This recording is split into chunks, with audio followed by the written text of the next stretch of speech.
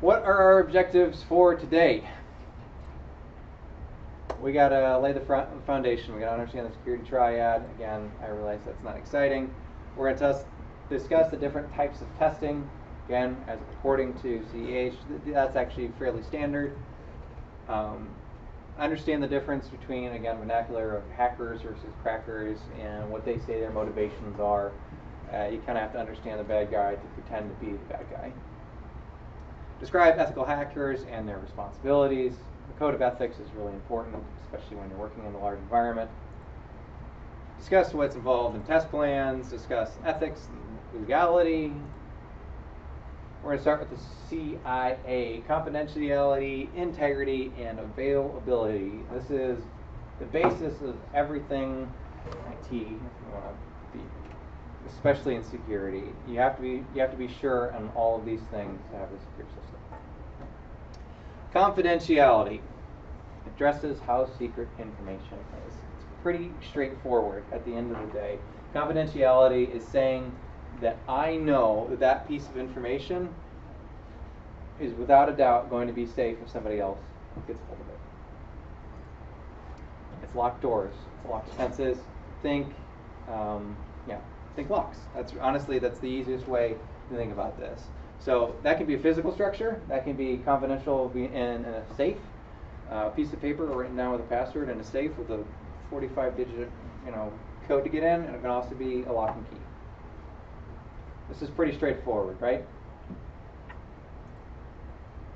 Passwords, encryption, and firewalls can be used to secure the systems and the networks. They aren't necessarily always the gateway to do so, but they can do all of those things. Integrity. This is, in my opinion, a little bit more complex of an idea.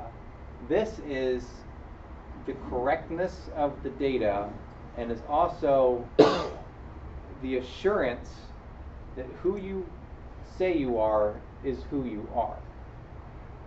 And why that is important is because phishing, the thing we're going to talk about next week, is a really easy way to get information from people. And if you aren't sure that John Brown is sending you an email and it's actually June Brown and you think it's John Brown and you click on the link or you send the information to that person, that is a security hole. So you need to be able to be sure that the integrity of that message is not messed with in between. So a man-in-the-middle attack, we'll get to that, but a little bit later, but to give a high-level overview, a man-in-the-middle attack is when somebody steals your information as it's being sent over the wire, so through your network. So it's sent into the network, he grabs the information, he either decrypts it or sees it in clear text, doesn't do anything with it other than record it, and then potentially sends it forward. He can mess with it if he wants to, but he doesn't have to. Sometimes just reading the information is enough to lose that integrity. You lose the confidentiality and the integrity of it. The data has to be protected. We use encryption in IT. Is everybody's familiar with encryption? I'm seeing a lot of head nods. If not, that's okay. The encryption is just turning the information in gobbledygook so that way you can't read it with an encryption key, and then on the other end, unlocking that and then rereading it in plain text. If the data has been modified in storage or in transit, you can't necessarily know that that is, the integrity of that file is not necessarily there. So one of the last ones is availability. And availability might strike you as an odd security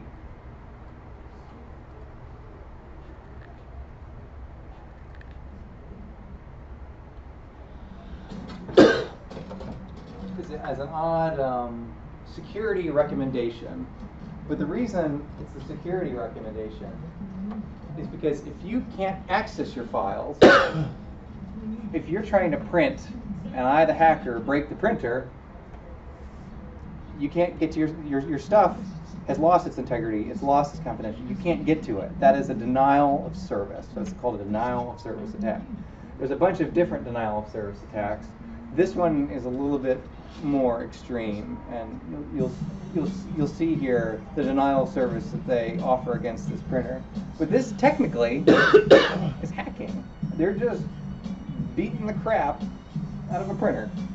That printer is no longer available to that office, and if you wanted to print out anything that's really important, you can no longer do it.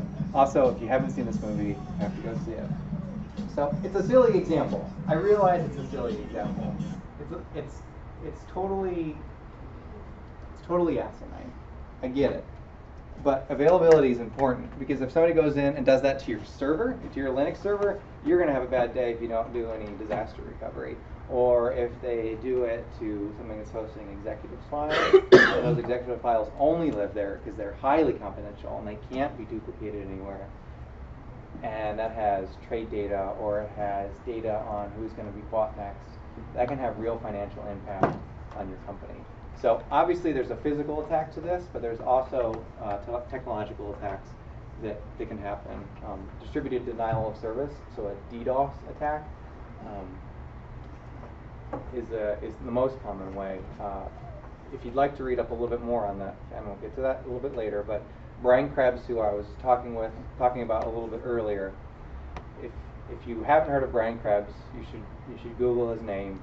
He's a security guy. He's a security journalist, and he had one of the largest DDoS attacks ever in history pointed at him. The number is, I think he doubled his number on accident, but I think it was about 660 gigabytes a second that were sent to him. A second. So there's no way that they can handle that traffic. The server just dies, and nobody can get to his site, so you can't make any money anymore. And when that's your livelihood, when it really matters. So there's certain things that you can do to make sure that you protect against that. There are technologies, there's ways to host your site, but what was that?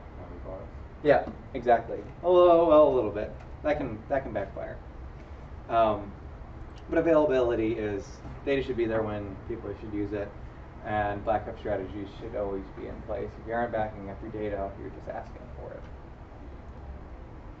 So this is the CIA triangle. This is something that you'll see a lot, and this is, again, you can't really do security without having all three of these things. But the problem is with these three things is I can guarantee all of this outside of availability. I guarantee it's confidential and that the integrity is at 100%. I unplug it from the network. But that's totally unavailable then, so that doesn't work. Okay, so we're going to put some authentication in. We're going to have a 45-character password. Well, it's sort of available then, but it's not really available. So it's all a balance, really, because if it's too confidential, well, rather, if the encryption is too strong on the confidentiality, it can, well, especially back in the day, it would slow down the transit speeds. It would slow down how you get to that information. That obviously matters when you're working with high transactions. If you're working in the financial markets and milliseconds count because you might lose hundreds of thousands of dollars, you can't have that encryption levels to be so high that it's slowing you down. You want to be faster than your competitors in every way possible. So there's a lot to think about when you're going through this. Again, this is a silly example of why not to do it is all. It's silly, I get it, but it really proves the point that sometimes you can go too far with security, and you really have to balance security with the needs of who you're dealing with. That's the practical side of me coming out, not necessarily the CEH side of me coming out.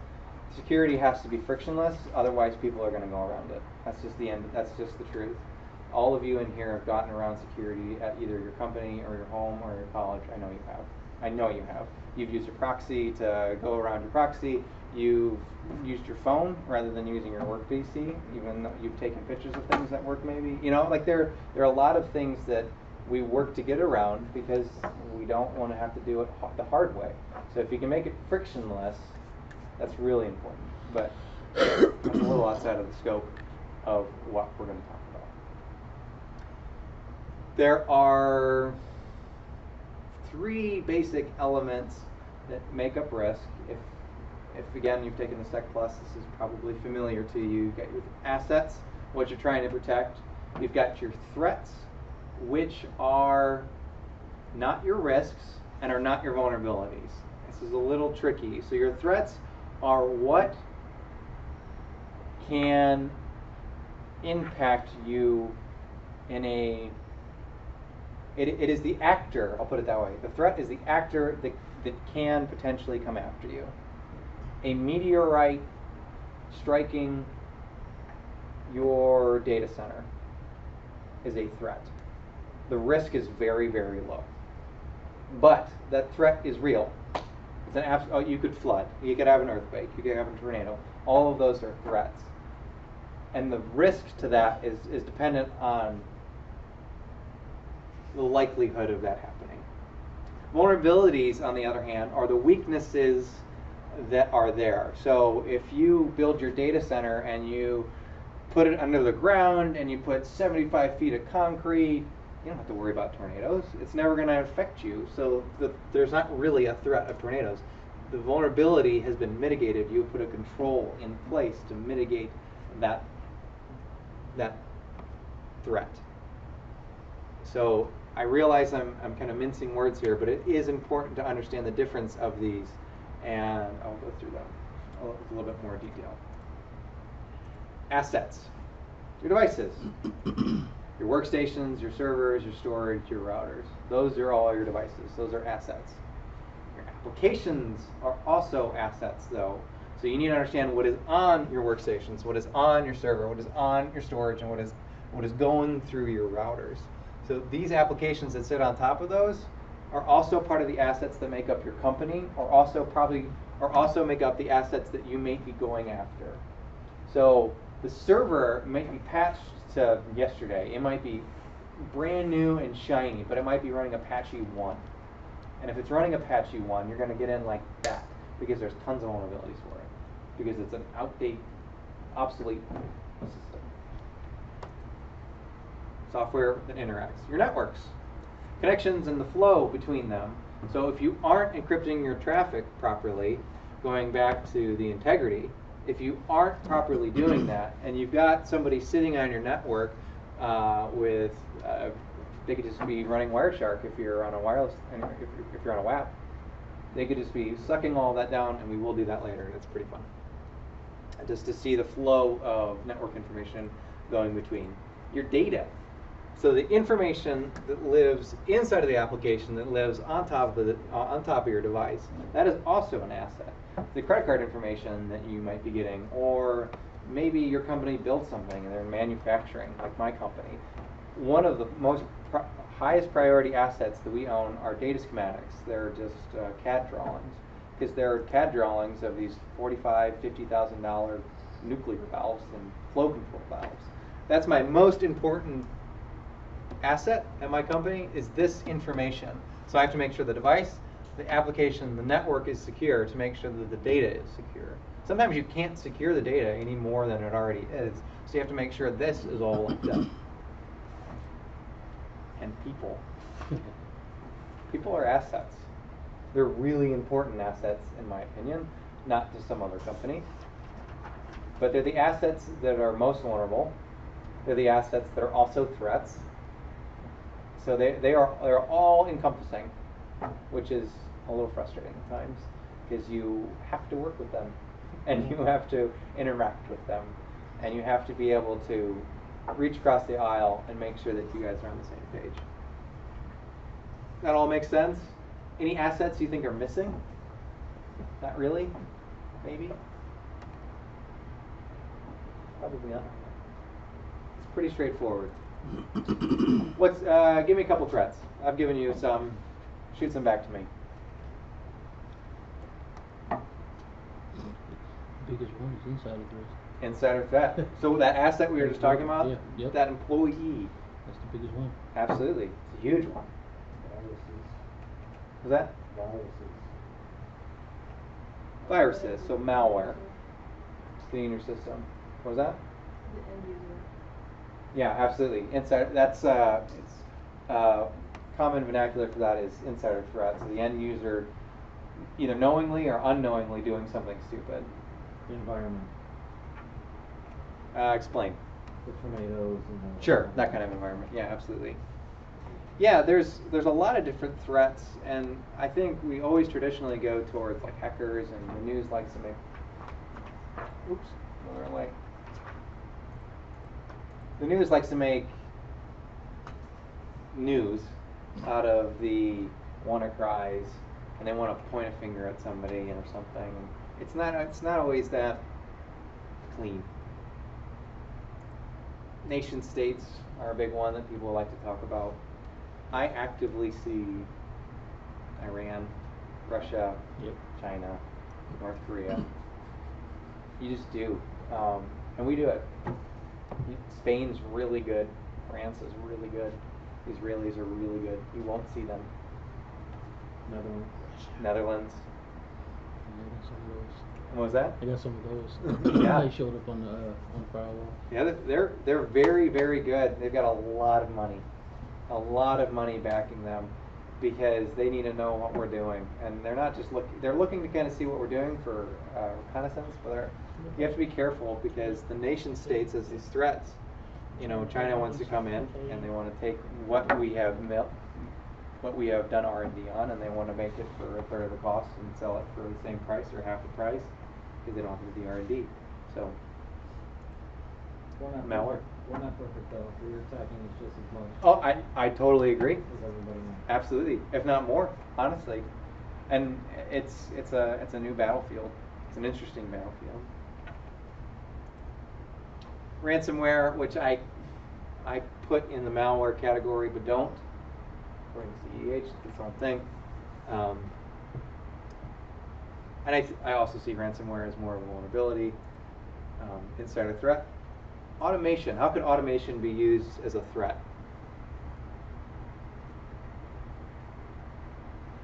Think it through with me. Could we think you're talking to someone legit, but it's not? Well, I'm sorry? Could we talk, thinking it's an actual, like, company when it's not a company that we're giving you information to? Because we know we're talking about other person and stuff. Possibly. Well, isn't the I think DDoS it's attack DDoS. for robots automated? Not really you at that point, you just have a bunch. You might have that one section to do the, then it's controlling everything else after that. Sure. So that's more of an attacker coming in. So that's think more inside when you're thinking about automation. Oh, okay. If I know, you're going. Critical infrastructure, you looking at the, or critical infrastructure where the SCADA system could be attacked. Sure. That's a. You have like FAA planes, radar system go out, water, electric. Sure. Absolutely. Is that where you're going, or? I was gonna go kind of like with, I know at 7 p.m. the servers are gonna be down for this type of password. Therefore the automation concept. Yeah. So that can be. All of these are good thoughts, and I went more to where you were going. Where if you've got an internal automated system that kind of runs a script all the time, and somebody gets in and finds that service account, and that service account is overprivileged, then all of a sudden you've got an account that's got access to all these systems that you didn't secure properly because you started it with, this is my service account, I'm just going to use password 123 because I just want to test it. And then 6 months later, you're still testing on 10,000 servers. That's bad, because all of a sudden that automation that was supposed to speed things up and make things easier did, but it also made it less secure. So that's where I went with that, but I think those are all great answers. So risk assessments and risk. Risk is almost buzzy in my workplace because it's really hard. How much is it worth me? How much risk do I have, like, waiving this? What number is that? Depends on the scale of 1 to 10, probably about 1. That's how strong you are. Right, and so you have to come up with an end goal. So it needs to be a dollar sign, or a 1 to 10, or a 1 to 3, or you could do a credit score thing. And every vendor in the world wants to tell you that their number is the right number. That's frustrating. That's hard. It's hard to deal with. And you have to talk to executives sometimes. You have to talk to financial people. So you need to put it in dollars. So how do you put that in dollars? So you can talk about single loss expectancies. This is if you expect to be exposed to a threat one time, really, at the end of the day. So it's asset value and exposure factor, but it's subjective, and that's where the expertise, and that's where the asset of the person doing the test and having those connections really matters, because you need to understand your business. If you don't understand your business, you don't understand this exposure factor and the asset value. You don't know if that data, if that diagram is worth $1 million or if that's worth $500. Sometimes you need to talk to your sales guys. You talk to your sales guys, I guarantee they will tell you what generates the most revenue for you. Your financial guys will say one thing, but your sales guys will come out and say, I sell more of this, and I make more money off of this on my commission every quarter on widget 1, 2, 3. So, okay, widget 1, 2, 3 is worth $100, and the exposure factor is a number. And that's the number that you all have to agree on, and that's very hard. So then how often is that threat going to happen? So you need to annualize it. The reason you need to analyze it is because a single loss, okay, I lost this schematic and we're $500 in the hole. No big deal. I lost this schematic 500 times in an hour. All of a sudden that number balloons, and then you could take that over a year. So the annual loss expectancy, so threat, vulnerability, impact or loss, single loss expectancy, the annualized risk, you can either reduce the risk with some controls, you can accept the risk, or you can assign the risk to have somebody hopefully work and figure out how to handle this risk a little bit better. These are important for the CEH. They will likely be asked on the CEH. You need to know these. Practically, I don't know how often you necessarily do this. This is hopefully a conversation your chief security officer is having with maybe your chief risk officer, if you have a chief risk officer, or your business. They're having this hopefully at the VP level, and they're understanding these things and sending out a roadmap to the worker bees, us, to fix.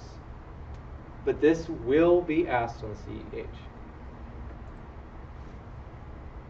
This will also be asked on the CEH.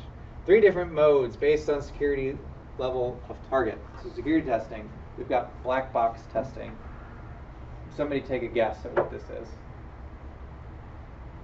You don't know what to expect. You don't know. You don't know a darn thing.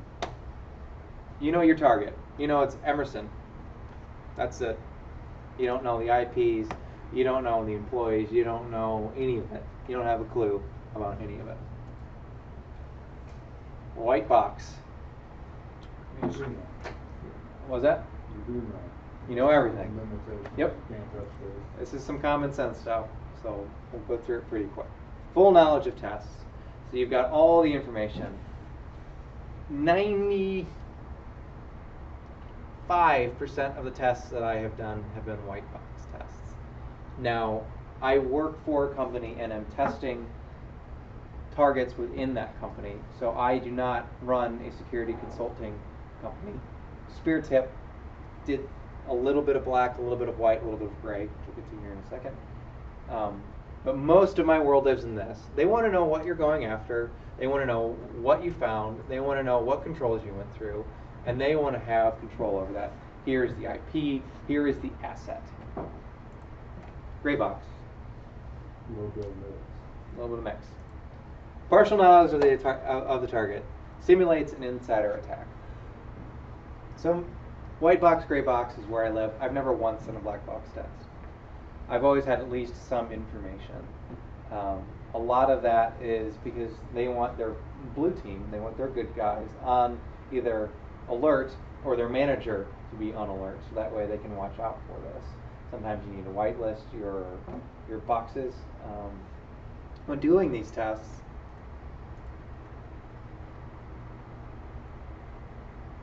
I'm going the wrong way. When doing these tests, this one takes a very long time.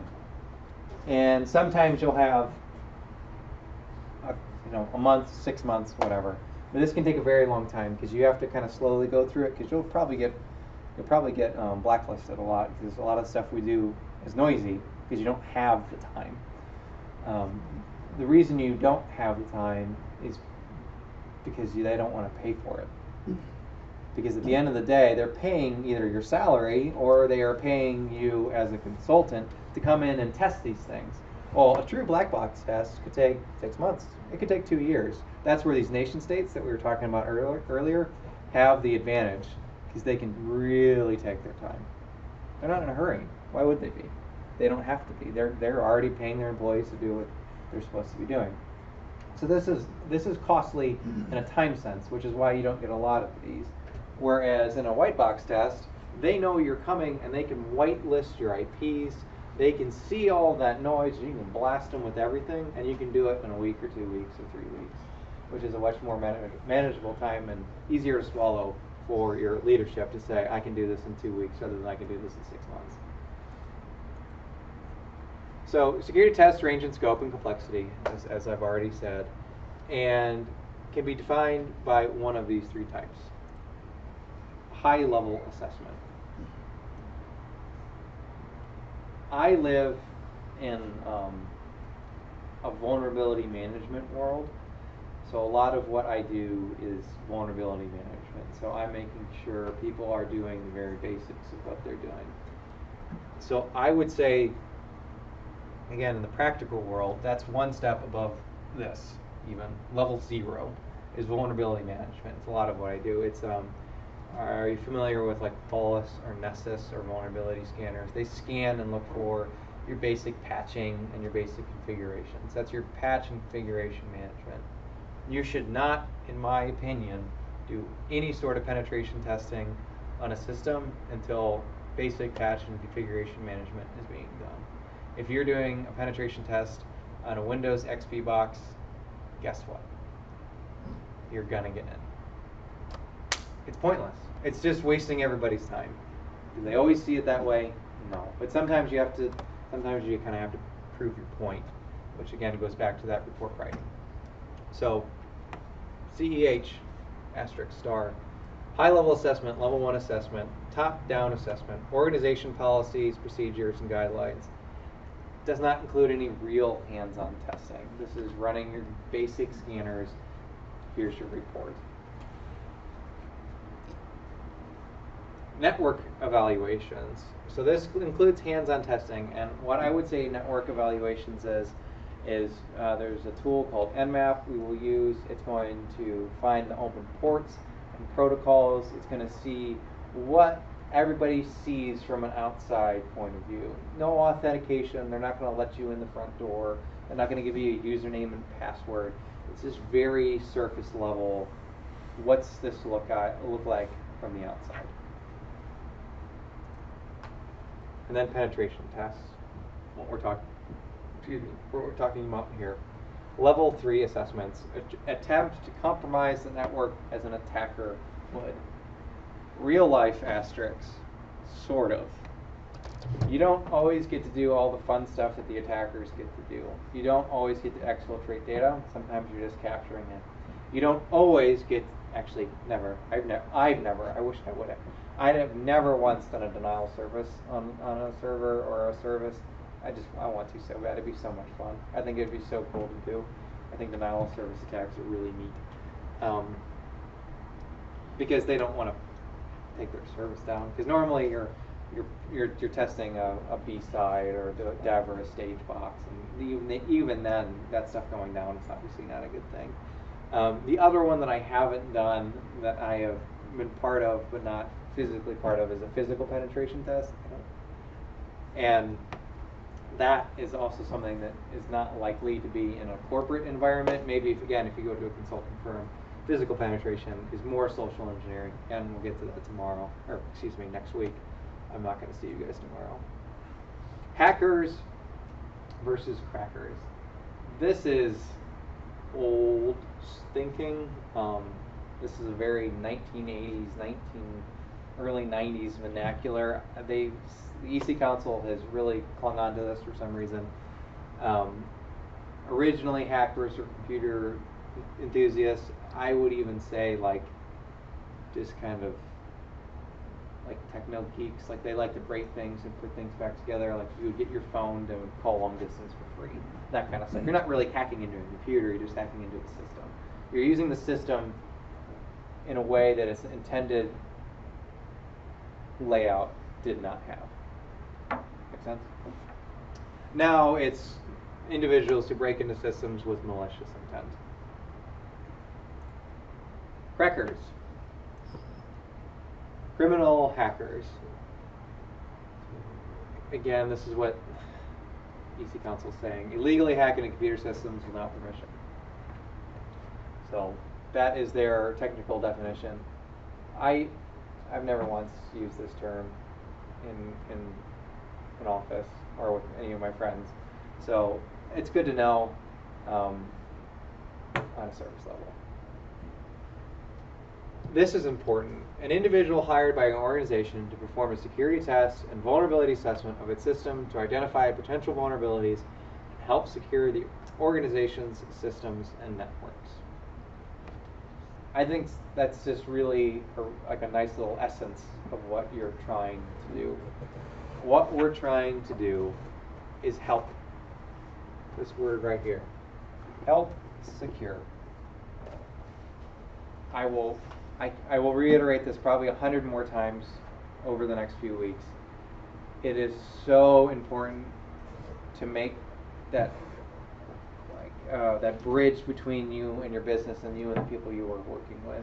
If they don't see you as somebody who is helping and instead somebody who is just breaking in and is a hacker and just wants to just come in and showboat, you're going to get nowhere and you're going to get nothing fixed ever. They'll just shut down. So it's so important that you go in with this mindset. So you're performing the same activities without that malicious intent.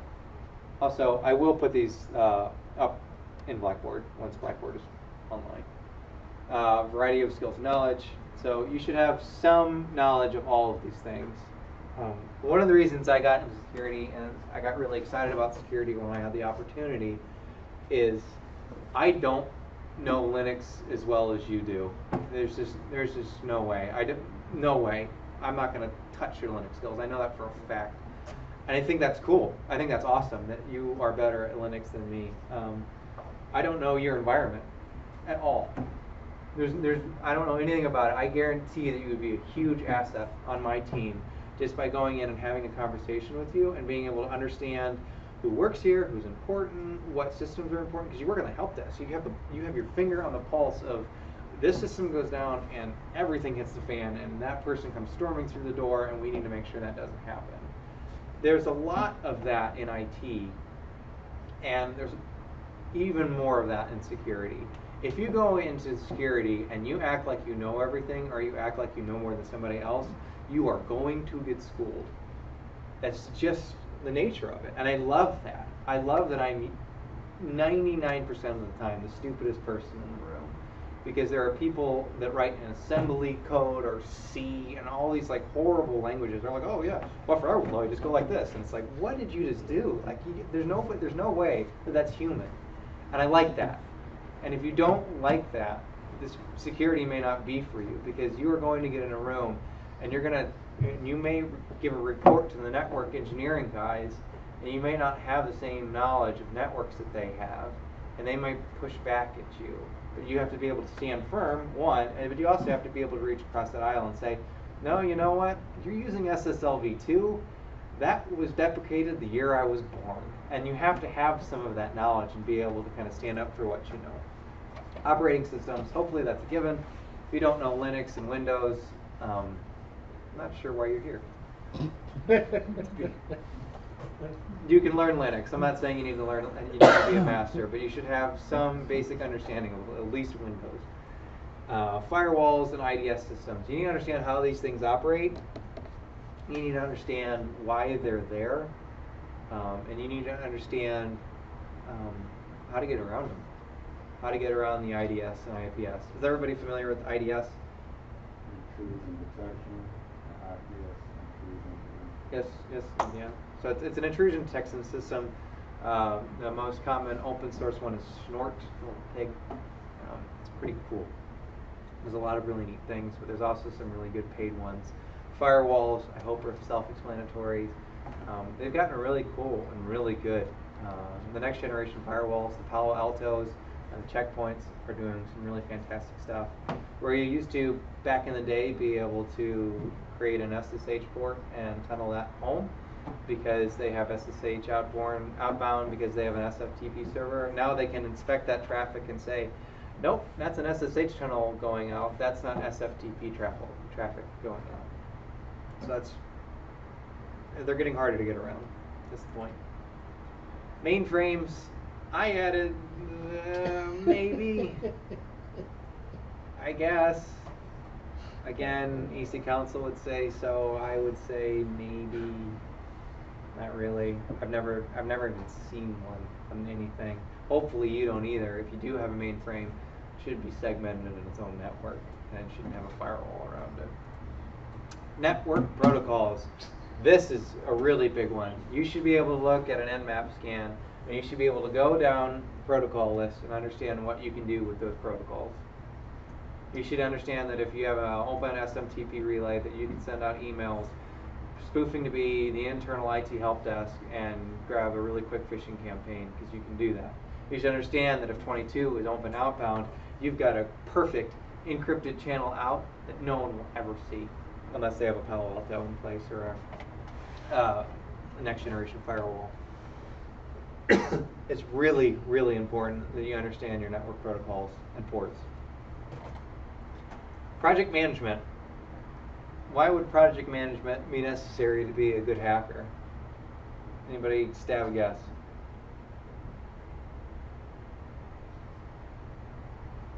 So you can coordinate all your tests.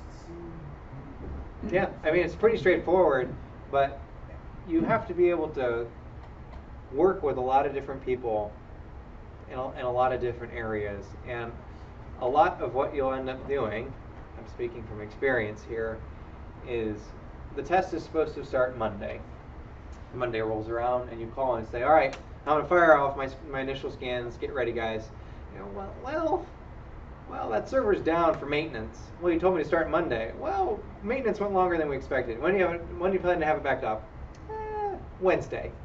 Well, okay, you have a test scheduled for next Monday, and now this test is coming in Wednesday, and you've still got a report to write somewhere in that time frame because you have to have a deliverable. So this project management and being able to understand and follow up with people and the right way to follow up with people and the gentle way and the angry way and when to escalate and when not to escalate, it's important. Again, I go back to these soft skills a lot because without these soft skills, you aren't going to have a successful program and you're not going to be successful on your team. And you could go into a team that's already has a lot of this, but if you come in with these skills and you show that team that you already have these skills, you're going to rise to the top really quick. Modes of ethical hacking. This is basically a really good overview of a lot of stuff that we're going to look at over the next X amount of weeks. Information gathering, penetration testing, gear testing, denial of service, wireless networks, social engineering. These are a lot of our chapters. I'm excited to go through most of these. Some of these are a little painful. Some of these just require nothing but elbow grease and report writing. I'm not going to have you steal anything, so please don't steal anything. Don't steal anything. That would make me sad. I don't want to be sad. For next week, this is an assignment that's not on the syllabus that I would like for you to do. Find a ethics agreement online, one you like, sign it, print it out, put it on my desk, please. Doesn't have to be anything crazy. Just say, I'm going to do the right thing. You could just type it in Word. I will do the right thing. X line name. We have a responsibility because we have a knowledge, and I wear a couple different hats, and we talk about different colors of hats. Black hat. I don't remember if we get to that next or not. We talk about a couple different colors of hats. Black hat versus white hat. We will all be white hat hackers in this room, of course, especially at work. But there are people out there who kind of float in the middle, who do some really good things nefariously, I will say. A really famous one, in my opinion, that I love. I can't remember how many years ago it was, but there was a vulnerability that was opened up to the world on the Internet of Things. It was an open telnet, I think. And a guy wrote a virus that scanned the whole internet. He found every device that was running this software. I'll look it up because it's awesome, and I'll send it to you guys. And the virus he wrote patches the vulnerability.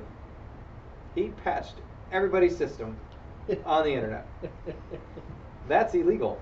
That's super illegal. That's not kind of illegal. That's go to jail for a very long time illegal. You can't do that. He did it because it was the right thing to do. Because the bad guys were using that. And it was benign. It didn't hurt anybody. But he did it. You have to understand that that's illegal. You have to understand that you can go to jail for that. And you have to understand that some of the things I'll teach you in this class, if you do them against the wrong people, you will go to jail if they catch you. And if they're good enough, they will catch you. Do not go to a .mil site and do the things I'm teaching you. Don't do it. That's just a terrible idea. Please.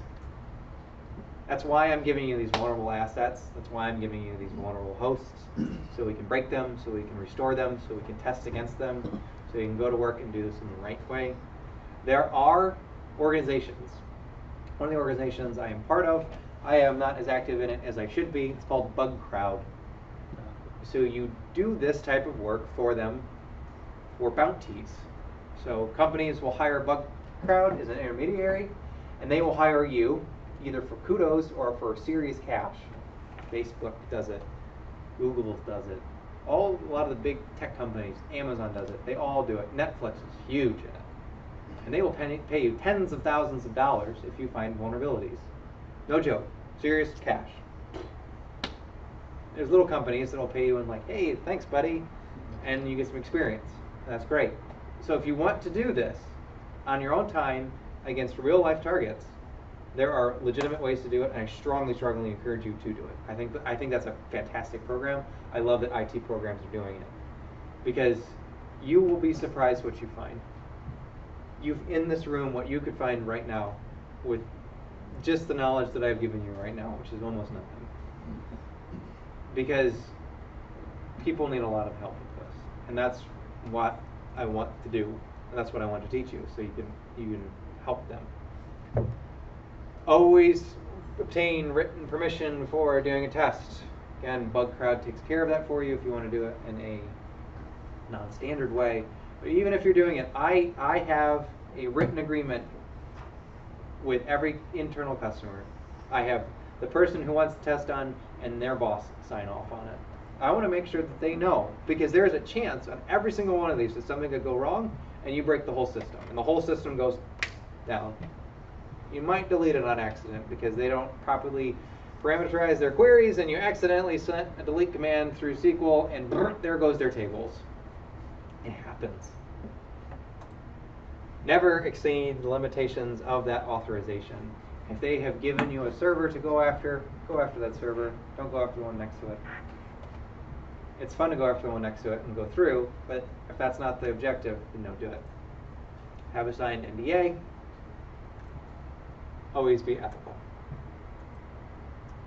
Keep findings confidential. Don't do anything bad. Scoping out the project is one of the more difficult things, only because sometimes they don't understand what they even want. And you have to kind of lead them to water in this. You have to define the scope and the goals of the asset. Again, getting written approval and compliance and legal issues, yada, yada, yada. That's obviously very important, but that should hopefully be straightforward. But the scope and the goals is not always as straightforward as you want it to be, because what they want you to find is nothing, right?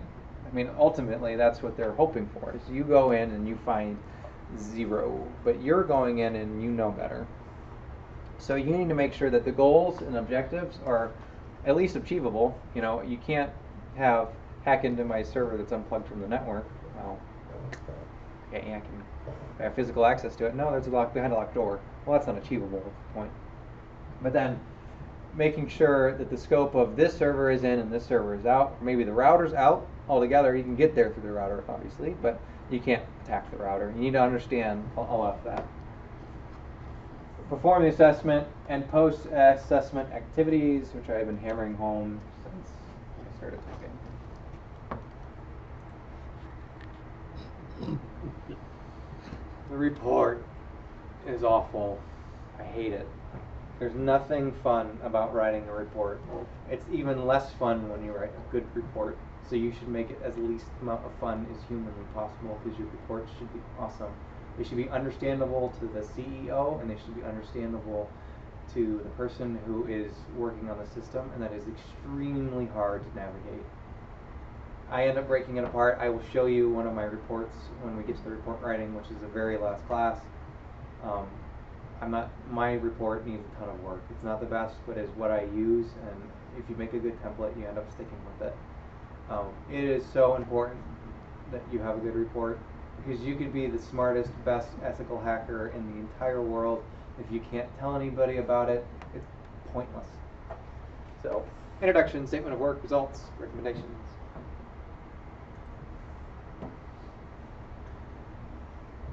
I hope that I made the severity of what we're doing known and understood. You can go to jail for this. People have gone to jail for this. Again, the website Reddit, there was a guy who started Reddit, I can't think of his name, there's a whole little YouTube documentary on it. It's really fascinating. He was really about open information and sharing, and he went into MIT and he plugged into their network and he just started downloading all their white papers and sharing them on the internet. Not strictly illegal, not strictly legal either. And he got in a lot of trouble. He ended up tragically killing himself because of this, in my opinion, because of the system and the way that he was treated, and he just couldn't handle it, unfortunately. Really bright, sharp kid, had a really good future, and he pushed the envelope too far. I'm not telling you not to push the envelope. That's why you're sitting in here, hopefully, that you want to push the envelope, and you want to break things. I want you to want to break things. I want you to want to dig into this stuff. It is fun. It is cool. When you first do your first SQL injection and you get that information back, you will feel awesome. We will get there. But you have to do it the right way, guys. It's really important. All these federal laws, I don't understand them. You don't either. No offense. You don't. Attorneys sort of understand them. Judges sort of understand them. There's a lot there. And you have to be careful with what you're doing, because some of these can be twisted against you. I'm not saying our government's out to get you. They're not. I'm not saying corporations are out to get you. They're not. You start poking the bear, though.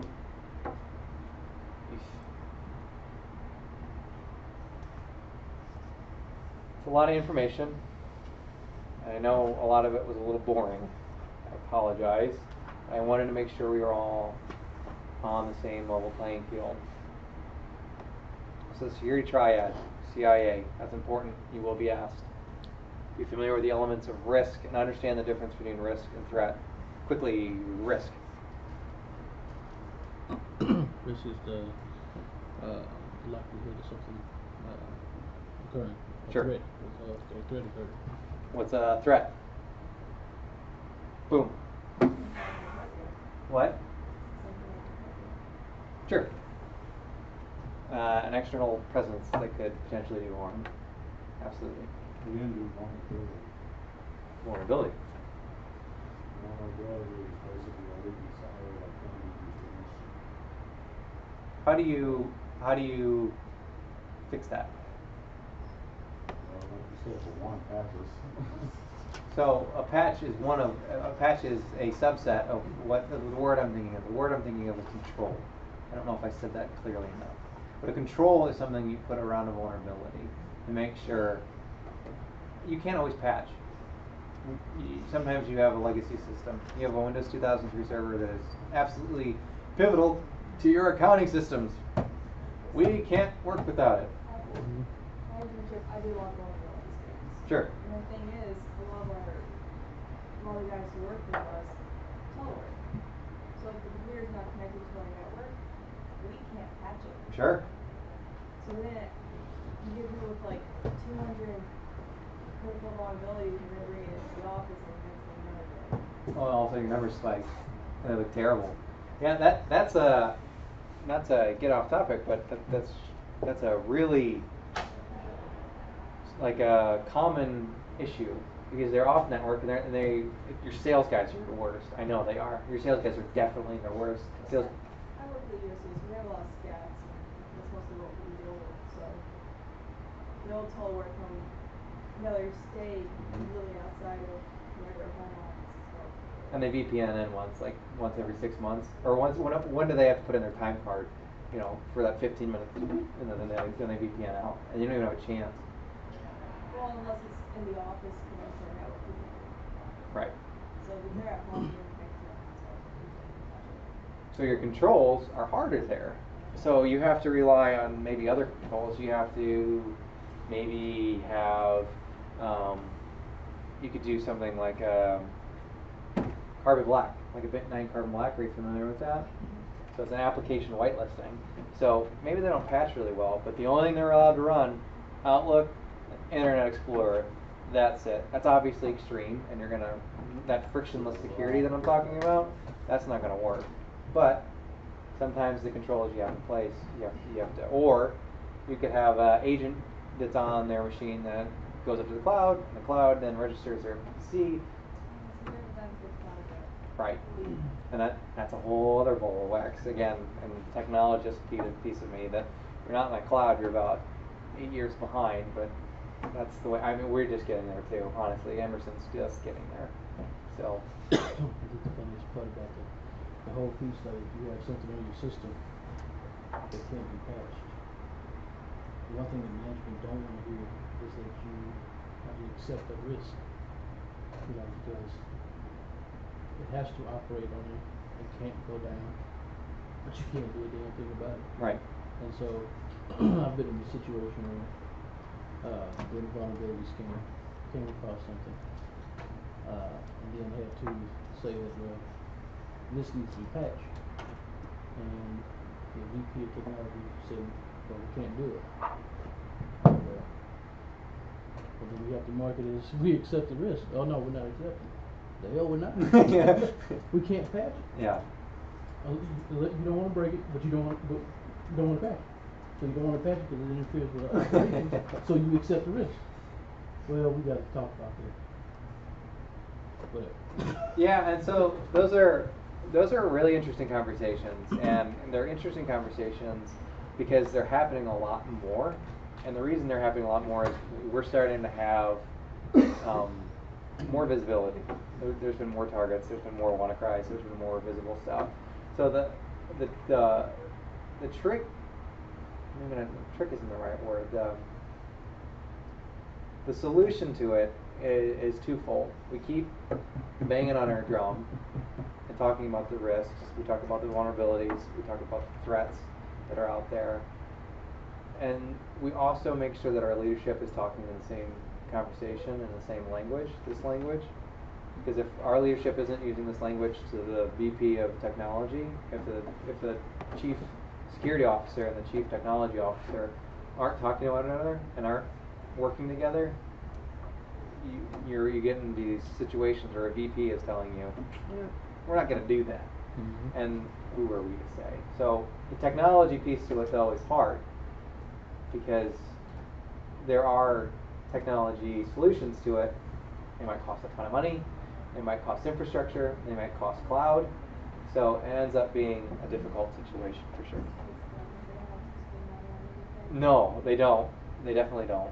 So, yeah, one of the breaches that I hope one of you do is the OPM breach, the Office of Personnel Management breach. It's fascinating. It's huge.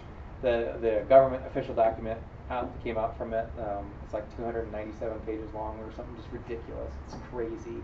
The executive summary is only like 30 pages, and it's excellent. But what that one boils down to is they don't want to spend the money. They don't want to spend the time and the money, especially. So it makes it hard because you're trying to do the right thing, and they don't want to listen.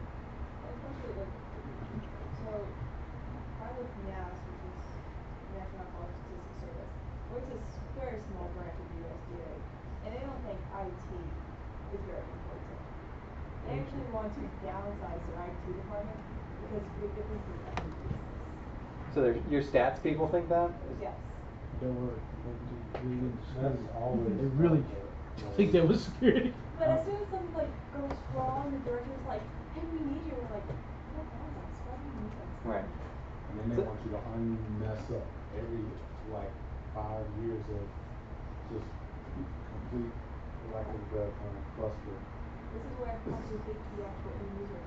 And everybody who is on the other side. So I will caution you against that. I was that way for many years, and I don't disagree that the end user is at fault most of the time, but they're also just trying to get their job done, one, and they're also, technology is weird. They're not tech savvy. They're not tech savvy, and they don't want to be tech savvy because, They're really crazy. right, and it's not that they're stupid, it's not that they're lazy necessarily, it's not any of those things, it's that they want to just keep on keeping on and get their stuff done, and anything that you put in the way that causes that friction slows them down, and they can't get their TPS reports out, so they get cranky. And I don't necessarily blame them, because I just want them to patch their stuff. You know, that's all I want you to do. Just go to Windows Update and just hit the stupid button. You know, like it's not that hard. And you wanted to shake them, but they're doing the same thing to you. Because if they have to do that Windows Update, they got to come in on Sunday. And if they come in on Sunday from 8 to 12, it's going to reboot. It's going to screw something up, and they're going to have to restart a service. And you know, like, and I feel for them. I do. I feel for them, but I can walk into your server. I can walk right in because you're missing an Adobe Flash vulnerability that has remote code execution. Also, why are you running Adobe Flash on your server? And then, like, you get into these conversations, and then they're like, well, you know, our backup software uses Adobe Flash, so it's just you feel for them because they're just trying to do their jobs, and that's where the education and again those reports. I know it sounds stupid, but if they have something in front of them that says this is what I did, this is how I do it, and this is why I did it, and they can see it and it becomes tangible, they start to listen a little bit better. They really do. What?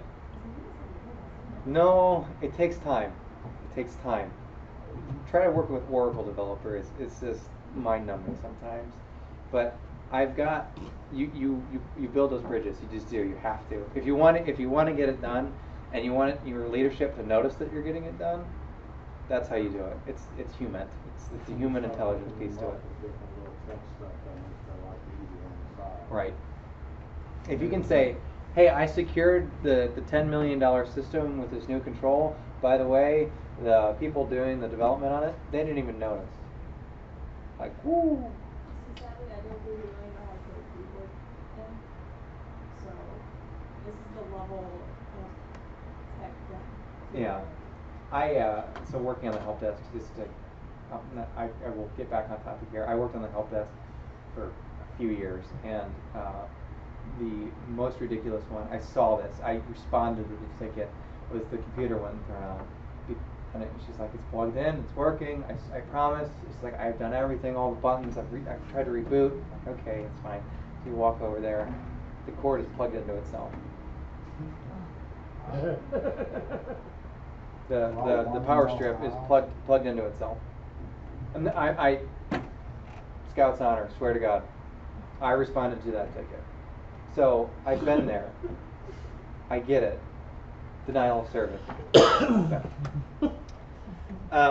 Be familiar with the different types of security tests. We went over those. Describe the difference between hackers, crackers, and ethical hackers. I thought I had a slide on here, and I apologize. I thought I had a slide on here. So there's different hats as well that they like to use. A black hat is a bad guy. White hat is a good guy. Great. What? Red hat is the operating system. And then yeah. So you have RHEL, Red Hat operating system, and then you got Red Hat, and you got your red team. So we're all on the red team in here right now. Sometimes people they put us on the blue team, they're wrong. We're on the red team because you're going in. Blue team is the people trying to put up the defenses. Gray hats is kind of where you're doing some good things, and you're just kind of you're doing good things the wrong way. Is how I put a gray hat. There's some really cool gray hats. A guy called Moxie Marlinspike. He's a really neat guy. I think he would be a gray hat. Difference between hackers and crackers, phases, and laws and regulations in cyber crimes. Again, some of this stuff is not sexy. They will be asked on the test. They will, I promise. So next week, questions. The chapter 1 questions are due. They're due on Blackboard. I know that's a little painful. It's just a really easy way that I can keep a finger on the pulse of how things are going, making sure that's understood. And it also prepares you for that test. Reading the book, if you read it from front to cover and you study it just a little bit each week, you can take the test at the end of the course. And I'm not going to guarantee you'll pass it because you're a little goofy, but you have a really good chance of passing the test. That's what I did. That's how I passed the test. Yeah. So the questions out of the CEH book, not the playbook. Not the what? Not the playbook. No, not the playbook. The playbook is the lab. Each of those that I outlined here. So this is the CEH book. This is the Peter Kim book, the lab book. And it's not broken out by number chapters, so I put the high level.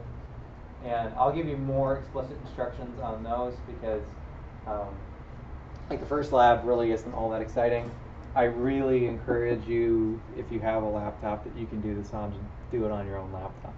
It'll be a lot easier for you guys to be able to take it home and tinker with it because it's something you tinker with.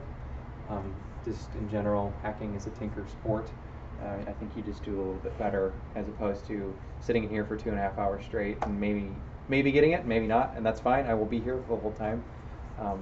But sometimes that's not the best approach. Sometimes you need to walk away from it, come back and read an article or look around. So I learned how to take the CEH with this. I learned how to do my job with this and with YouTube. Tons of awesome resources on YouTube.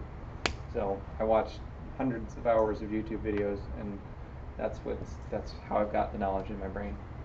What little there is.